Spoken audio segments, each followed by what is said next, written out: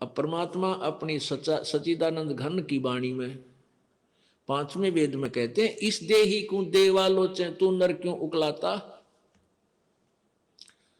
जैसे कई व्यक्ति दुखी हो जाते हैं अपने प्रारब्ध के पापों से, संकट के ऊपर संकट, संकट के ऊपर संकट आ रहा है,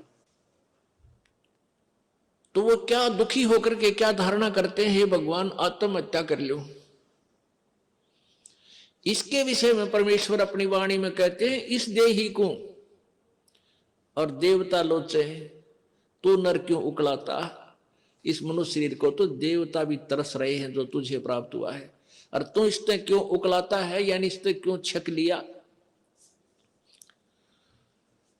अब इससे दुखी होकर तू इसको नाश करने जा रहा है, इससे अच्छा कोई संत तलाश कर, भक्ति कर, पूर्ण संत की खोज कर। अब यहां इन जालिमों ने क्या जुल्म कर रखा है, ये नकली संतों ने, ये असली संत तक जाने नहीं देते। जगह जगह इन ठगों ने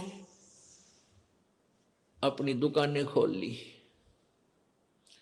ना इनको कह का पता, ना भगवान का पता, ना भक्ति का ज्ञान, और लंबे चौड़े आश्रम बना लिए और ऐसी मार्मिक बातें लिख दी। सचखंड की सड़क, वो तरह का जो सचखंड, सतलोक की सड़क माने सीधा रास्ता, पक्की, जिसमें कोई बाधा ना हो।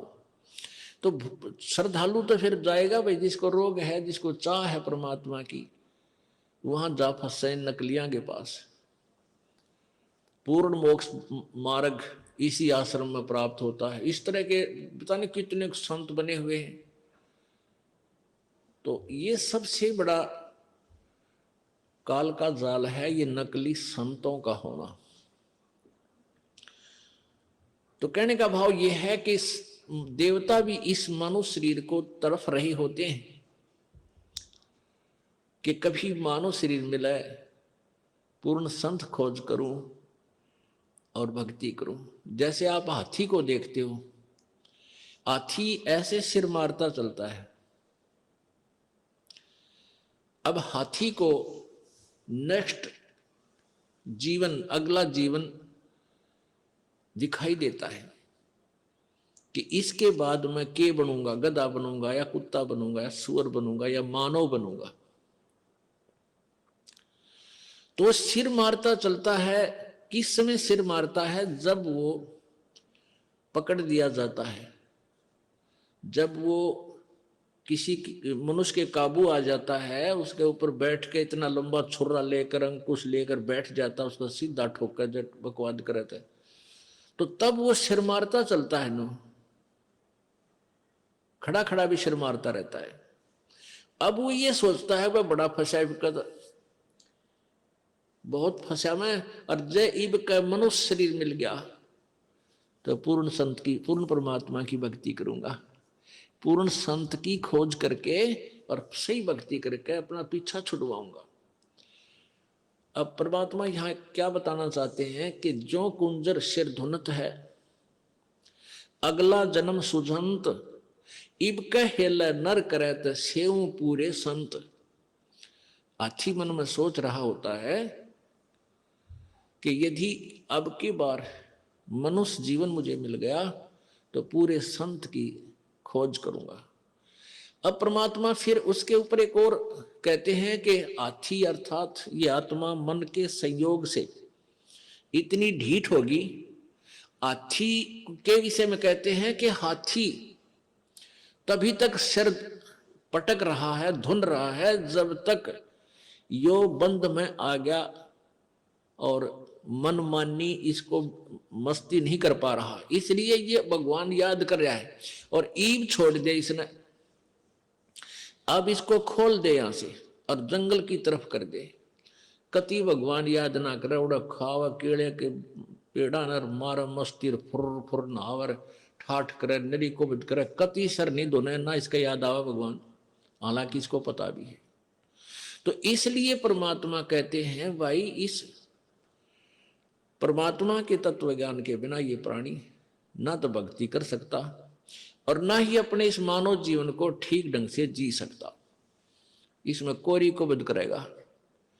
थोड़ा सा कोई राजपद प्राप्त हो गया, कोई बड़ा सा अधिकारी बन गया तो धरती तोलन न हो जाए, मंत्री, मुख्यमंत्री, प्रधानमंत्री, राष्ट्रपति बन जाए तो पता ना क्या सोच बैठा है, और भूल जाता उसमें कि तू इंसान भी है, तू जीव भी है।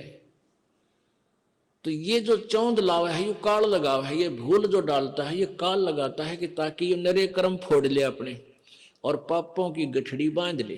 क्योंकि अच्छी आत्माएं पूर्व जन्म की होती हैं, वो ही कोई उच्च पद, अच्छा धन प्राप्त करती हैं। तो वो अच्छी आत्माओं से नरे पाप करवा कर उनको नीच आत्मा बनवा देगा। और जो दुखी हैं वो तो पिछले, जो गरीब हैं, रोगी कोडी हैं, वो तो पिछले जन्म के पहले ही पाप नरे इकट्ठे कर रखे।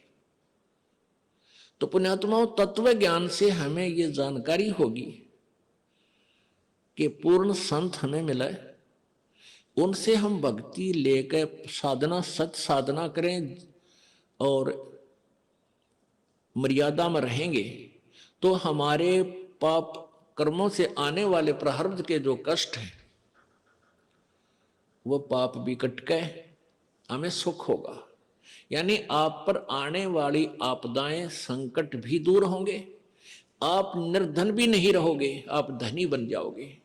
एक तो आप यहाँ के भौतिक सुख के, भौतिक धन के धनी बनोगे, और आध्यात्मिक धन के भी आप धनी बनोगे। आप दोनों ही धनी इस परमात्मा की सत्य साधना से। कौन से परमात्मा की? उस पूर्ण ब्रह्म की। गीता जी अध्याय नंबर 15 के श्लोक नंबर 1 से 4 तक ये बताया गया है कि ये संसार रूपी एक उल्टा लटका हुआ वृक्ष जानो, और वृक्ष की ऊपर को जड़े मानो, ऊपर अर्श कुर्श पर, अर्श माने आसमान पर, कुर्श माने उसके कॉर्नर पर, आखिरी छोर पर, अर्श कुर्श पर श्वेत गुमज है।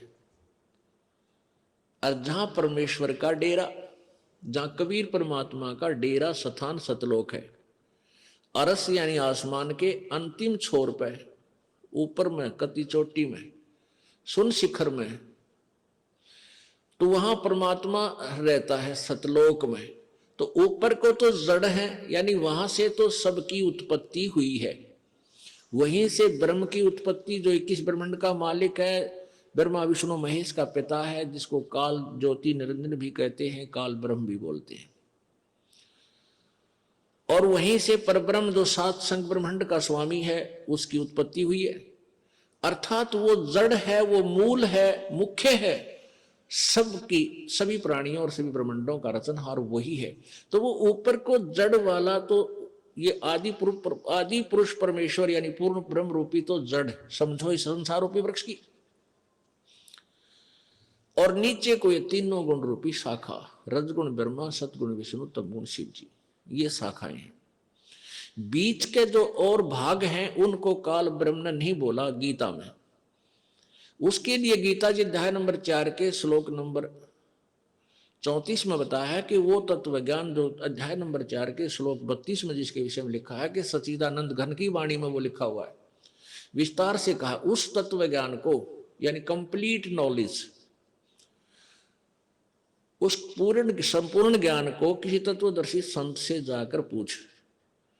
उनको दंडोत प्रणाम करने से, कपट छोड़कर उनसे प्रसन्न करने से तत्वदर्शी संत तुझे उस परमात्म तत्व की, यानी और परमात्मा गीता ज्ञान दाता से कोई भिन्न है, उस पूर्ण ब्रह्म के बारे में जानकारी देंगे।